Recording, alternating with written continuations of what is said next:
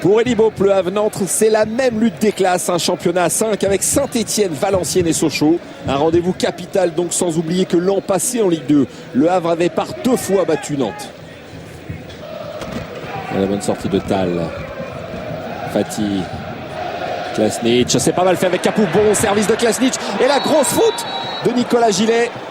Grosse faute de Gillet. Était-il le dernier défenseur? Que va décider Alexandre Castro? Premier tournant du match.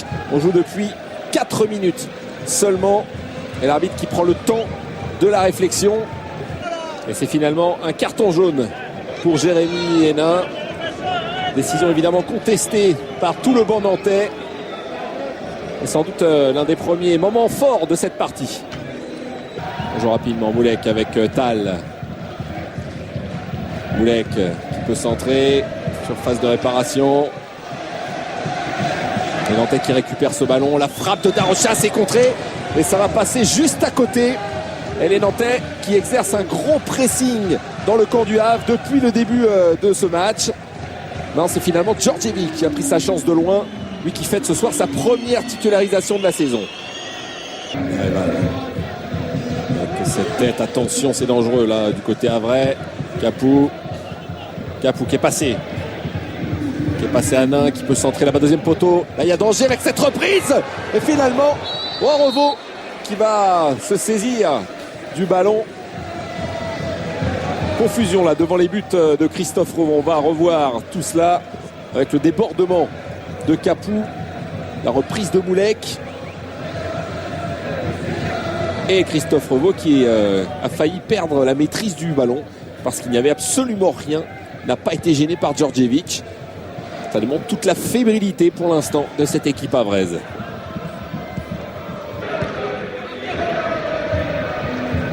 Alassane qui est passé côté droit. Alassane qui fait l'effort dans la surface de réparation. On peut mettre ce ballon en retrait. Nouvelle chance pour Alassane qui avait fait la différence. Ça ne marche pas au centre. Alors le jeune avant-centre havrais est passé côté droit. Et il a failli faire la différence. Alors que juste avant, il y avait une grosse faute sur un Nantais, pas signalé par Alexandre Castro. Ça fait plusieurs fois que ces actions se répètent. Et on voit qu'Alassane, du bout du pied, a bien failli ouvrir le score pour le Havre. Pas mal de réussite. C'est pratiquement tout pour le Havre, parce que sinon, au nombre d'occasions, c'est très très pauvre du côté normand.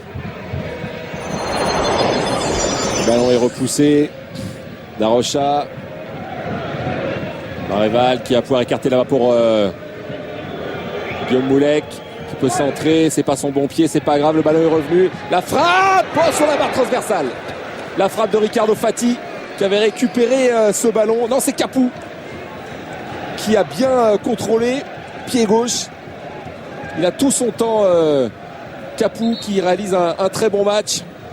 Nantes qui domine, qui se crée des occasions, mais Nantes qui n'arrive pas à concrétiser au score cet avantage, cette supériorité assez nette depuis le début du match.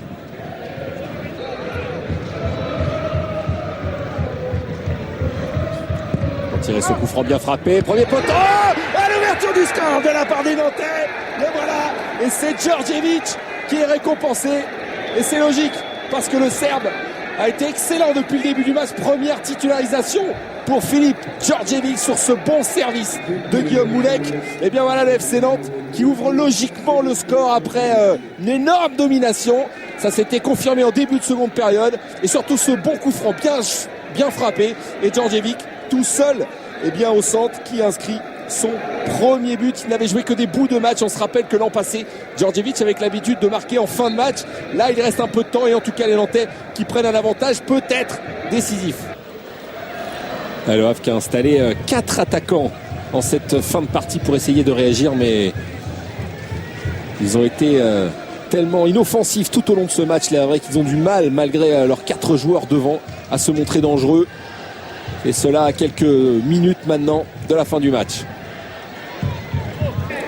Avec Fati. De Freitas. De Freitas qui a vu son camarade Capou qui peut remettre en retrait. Attention à la frappe de Freitas. De Freitas qui frappe. Ouais, c'est but de Freitas. Il avait marqué de la même manière. C'était à Auxerre de la première journée. Et de Freitas qui est entré en jeu profite de cette domination nantaise, même si le Havre tentait de réagir. Le Havre qui jouait avec 4 attaquants et dont l'équipe était complètement découpée en deux.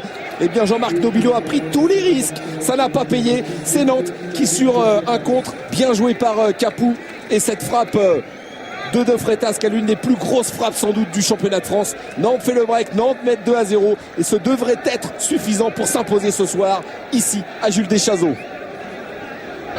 Et victoire méritée des Nantais, de l'audace, du jeu et de la réussite après Grenoble. Il s'impose désormais au Havre. Juste récompense pour cette équipe qui depuis plusieurs matchs maintenant propose beaucoup plus de jeu et beaucoup plus d'ambition.